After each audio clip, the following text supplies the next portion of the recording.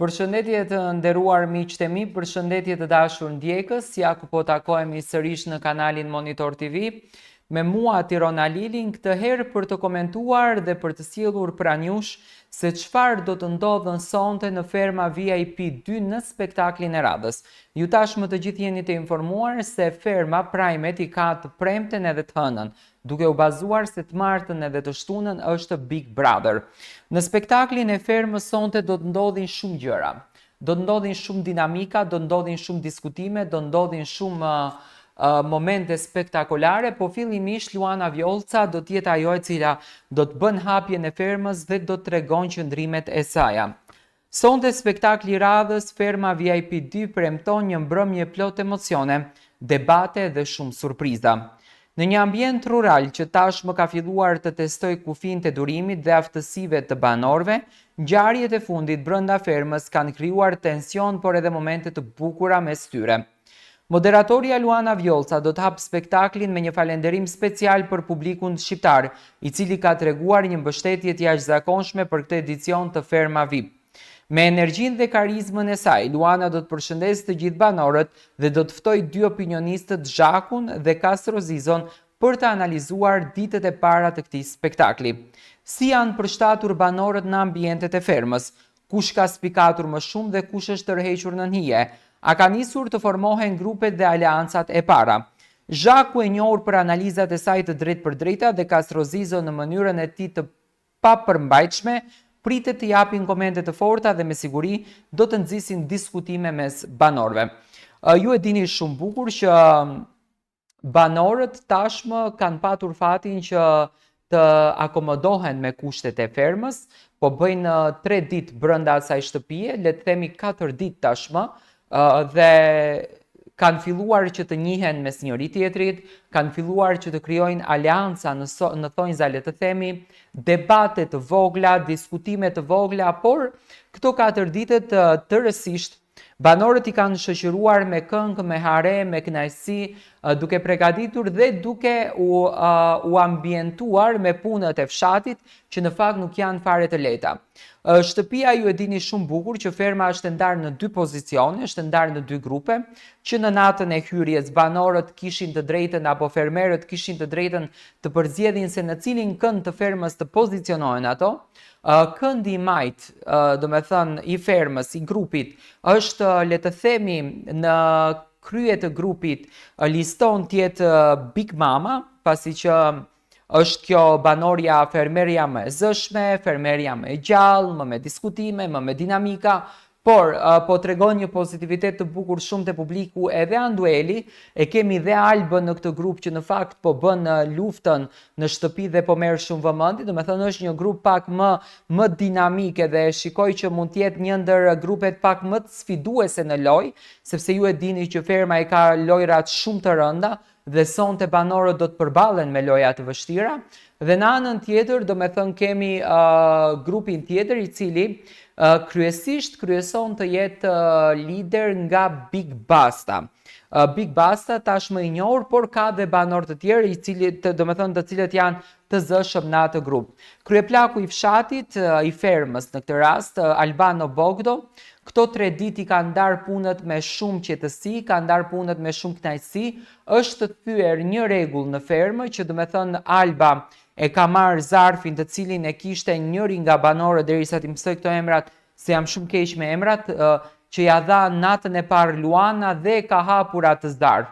Zarfi nuk duhej të hapet, tani a do të ketë një zarf brenda shtëpisë, le ta quajmë një zarf të zi, sonte në fermë për Albën, këtë gjë do të presim gjatë spektaklit për ta shpjeguar, por Luana Vjollca i tha fermerit të cilit ja dha zarfin që letrën e gjelbërt ta hapësh në dhomën e rrëfimit apo në atë dhomën që e kanë me emrin e tyre ato, dhe këtë letrën të verdhë ta ruash si sytë e ballit, sepse këtë do ta hapësh në një udhëzim kur Agai do ta jep.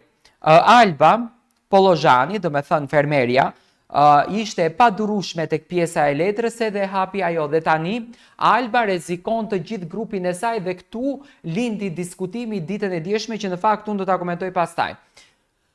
Tani, presim sonte që të merret një vendim nga Agai. A do të dënon Agai vetëm Albën, apo do ta dënon të gjithë grupin në tërësi? Kjo mbetet sonte për të parë. Por fillimisht do të jetë tema, kjo nuk do të jetë tema e parë, do të jetë një ndër temat më të diskutuara, por jo e para. Si u gjendën banorët në fermë? Nga momentet e vështira me detyrat e përditshme, të përshtatja me kushtet e reja, shumë banorë kanë asur sfida që nuk i kanë menduar më parë. Spektakli do të sjellë një përmbledhje të momenteve më të forta, duke përfshirë debate mes banorëve për punët e shtëpisë, sfidat me kafshët dhe momente qesharake, afrime të reja mes disa banorëve që kanë nisur të krijojnë lidhjet më të ngushta.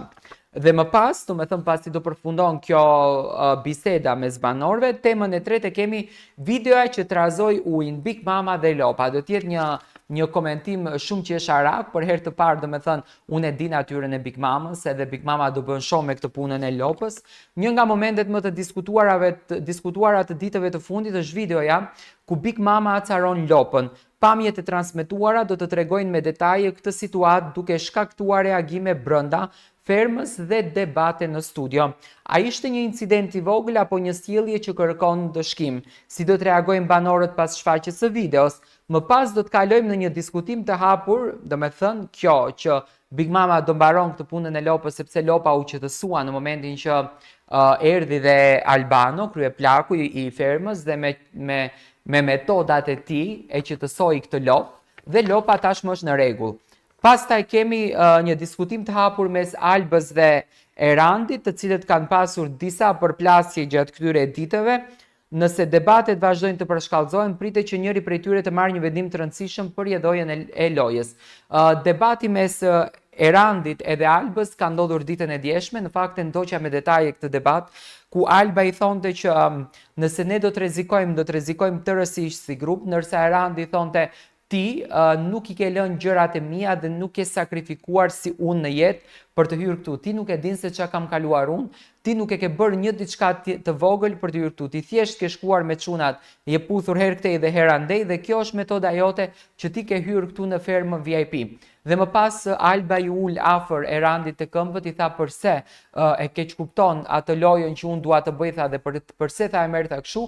Erandi tha, unë tha nuk dua të rrezikoj, tha, unë dua tha të vazhdoj lojën dhe jo tha të rrezikoj tha për gjërat e tua. Do të thënë këto kanë frikën se do të rrezikojnë sonte si grup. Por do të shohim sonte në fakt se çfarë do të ndodhe në spektaklin e Fermës 2 dhe do të flasin edhe për Frederik Ndocin, i cili mbrëm u bë tap edhe e mbanin 3 banor dhe e futët në gjumë. Tani nuk e dia do vazhdon Frederiku më të jetë pjesë e fermës apo jo, por Frederiku mbrëm ka pi aq shumë sa që nuk mundeshte më edhe të hecën, edhe e zuri shumë alkooli dhe besoj që për një media nuk është e bukur që të transmeton pamje të këtilla, por ekskluzivisht sonte Frederiku do të jep qëndrimin e tij në këtë raport. Dhe më pas kemi ngacmimet e para dhe loja afrimitetit. A kemi një çift të parë që po krijohet brenda fermës, kjo do të zbulohet. Unë mendoj që kemi është Ester, vajza e cila synon për të patur një lidhje dashurie me njërin nga djemtë në fermës, po e zbuloj akoma se kush është, sepse dua të binde fiks në qoftë se i kam rënë situatës, por unë mendoj që Esteri do të jetë e para ajo e cila do të thyej atë akullin në këtë fermë dhe do të shohim një dashuri në kushte fshati.